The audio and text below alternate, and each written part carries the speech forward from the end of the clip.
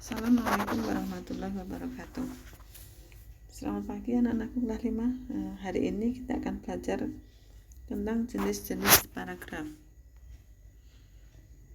Yang pertama adalah jenis paragraf menurut letak kalimat utama. 1. Paragraf deduktif. Paragraf deduktif merupakan jenis paragraf yang kalimat utamanya berada di awal paragraf. Paragraf ini dimulai dengan mengemukakan persoalan pokok atau kalimat topik, kemudian diikuti dengan kalimat-kalimat penjelas atau kalimat pengembang. Jadi paragraf deduktif ini kalimat utamanya berada di awal paragraf. Yang kedua, paragraf induktif. Paragraf induktif merupakan kebalikan dari paragraf deduktif, yaitu paragraf yang kalimat utamanya berada di akhir paragraf. Paragraf induktif dimulai dengan mengemukakan penjelasan-penjelasan, kemudian diakhiri dengan kalimat topik. Paragraf induktif dapat dibagi menjadi 3 jenis, yaitu generalisasi, analogi, dan kausalitas. Kalau di kelas 5 ini kalian fokus ke paragraf deduktif dan induktif dulu. Yang ketiga, paragraf campuran, yaitu jenis paragraf yang memiliki kalimat utama di awal dan di akhir paragraf. Jenis paragraf ini dimulai dengan mengemukakan persoalan pokok, diikuti dengan kalimat penjelas, dan diakhiri dengan kalimat utama sebagai penjelas. Berikutnya, jenis-jenis paragraf menurut tujuannya. Yang pertama, paragraf narasi. Paragraf narasi adalah paragraf yang menceritakan suatu kejadian atau peristiwa secara urut. Jadi paragraf ini memiliki tokoh, tempat, waktu, dan suasana. Dalam karya fiksi, paragraf ini digunakan untuk cerpen atau novel. Sedangkan dalam karya non-fiksi itu digunakan sebagai biografi, kisah nyata, dan sejarah. Karya non-fiksi ini adalah karya yang nyata, fakta. Ceritanya dibuat berdasarkan fakta. Contohnya adalah biografi. Biografi ini adalah menceritakan tentang biodata seorang tokoh. Sekarang contoh paragraf narasi. Rania berjalan perlahan menuju panggung. Ia merasa amat gugup karena ini adalah pertama kalinya Rania harus tampil di depan publik.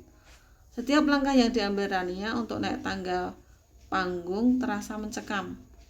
Jantung Rania berdegup kencang, tangannya pun berkeringat dingin. Namun saat sudah bernyanyi, Rania lupa akan kegugupannya.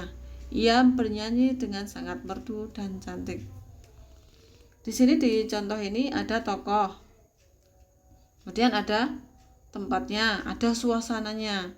Nah, ini adalah contoh paragraf narasi. Berikutnya adalah paragraf deskripsi, yaitu paragraf yang menggambarkan suatu objek secara detail sehingga pembaca itu seolah-olah melihat sendiri, mendengar, dan menyentuhnya sendiri. Objek yang dimaksud bisa berupa benda, orang, atau tempat. Sekarang contoh paragraf deskripsi. Dari kejauhan meja kayu itu nampak biasa saja. Tapi jika sudah mendekat, keindahan kayu tersebut nampak sangat jelas. Meja kayu berwarna coklat tua tersebut berukuran 1 kali 1 meter. Tidak seperti meja kayu yang dibuat asal-asalan. Meja kayu yang satu itu dibentuk dengan amat mulus dan licin. Ukiran di pinggirnya dibuat dengan tangan, menunjukkan betapa eksklusifnya meja tersebut. Dari contoh paragraf ini kita bisa menggambarkan, bisa seolah-olah kita bisa melihat langsung meja kayu yang digambarkan seperti dalam paragraf itu. Inilah contoh dari paragraf deskripsi, yaitu penggambaran seolah-olah pembaca itu melihat, mendengar, dan menyentuhnya sendiri. Berikutnya paragraf eksposisi. Paragraf eksposisi itu adalah paragraf yang berisi informasi, fakta, atau pengetahuan. Paragraf ini dibuat dengan tujuan menambah wawasan si pembaca. Biasanya paragraf ini disertai dengan data-data berupa penelitian ilmiah, tabel, grafik, dan lain-lain.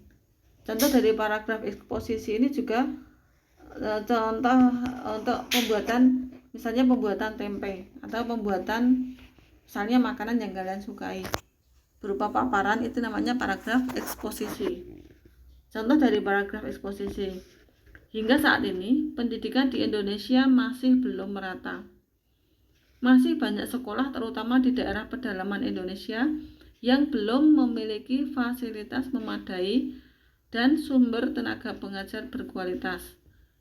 Hal ini didasarkan pada data yang diungkap oleh Lead Advisor on Skill Development, Higher Education, Governance, Analytical and Capacity Development Partnership atau ACDP Indonesia. Nah, di sini dikemukakan hanya berupa paparan, tidak ada ajakan, tidak ada alasan. Berikutnya paragraf argumentasi, yaitu paragraf yang berisi pendapat atau opini pribadi si penulis. Paragraf ini tentunya didukung dengan alasan yang logis yang bisa diterima oleh akal dan fakta-fakta yang bisa menguatkan argumentasi si penulis.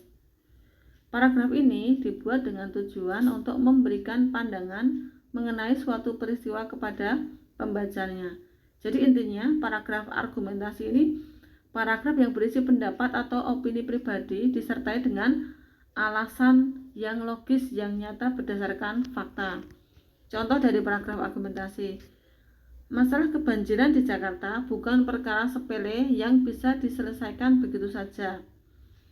Pasalnya, walaupun bantaran sungai sudah dibersihkan, tetapi masih banyak warga yang belum punya kesadaran untuk tidak membuang sampah sembarangan. Selain itu, tingginya tingkat pembangunan gedung-gedung di Jakarta juga menyebabkan kurangnya daerah resapan air. Sementara volume air saat musim hujan lebih banyak ketimbang daerah resapan airnya. Nah, di sini dijelaskan suatu masalah, kemudian penulis memberikan alasan yang logis yang mendukung pernyataan penulis. Berikutnya paragraf persuasi, yaitu paragraf yang bertujuan untuk mengajak atau membujuk pembaca melakukan sesuatu. Tentu saja, tulisan ini juga harus didukung dengan alasan yang logis dan fakta-fakta, serta tulisan yang menarik, supaya bisa mendapat perhatian pembaca. Biasanya, kalimat ini diikuti dengan kata-kata seperti ayo, yuk, mari. Contoh dari paragraf persuasi, di dalam tubuh yang sehat terdapat jiwa yang kuat. Itulah anggapan yang harus ditanamkan dalam diri supaya terus bersemangat memelihara pola hidup yang sehat. Selain makanan bergizi, olahraga pun penting dijadikan aktivitas rutin sehari-hari.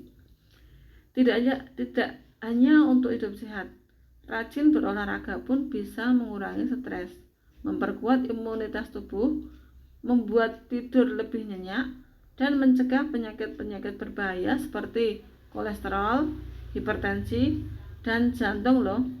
Ayo, rajin olahraga mulai sekarang. Jadi cirinya paragraf persuasi ini adalah